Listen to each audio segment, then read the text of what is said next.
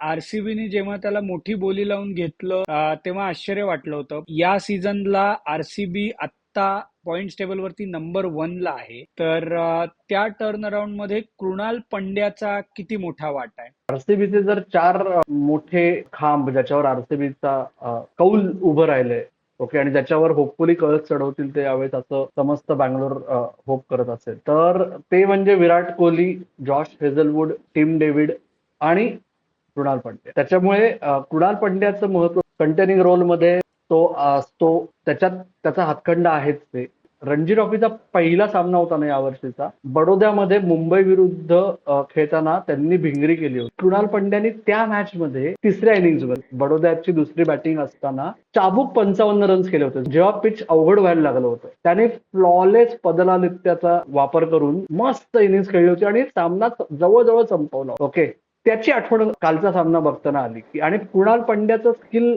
काय माहितीये का, तो जिगरवाला खेळाडू आहे. ते त्यांनी पुन्हा एकदा दाखवून दिलं. ओके, आरसीबीनी त्याच्यावर जे विश्वास दाखवला त्याच्यावर, तो प्रत्येक सामन्यात खरा उतरलाय. तो पहिल्या सामन्यातही सीझनच्या त्यांचा प्लेअर ऑफ द मॅच होता, हेही विसरता कामा नये.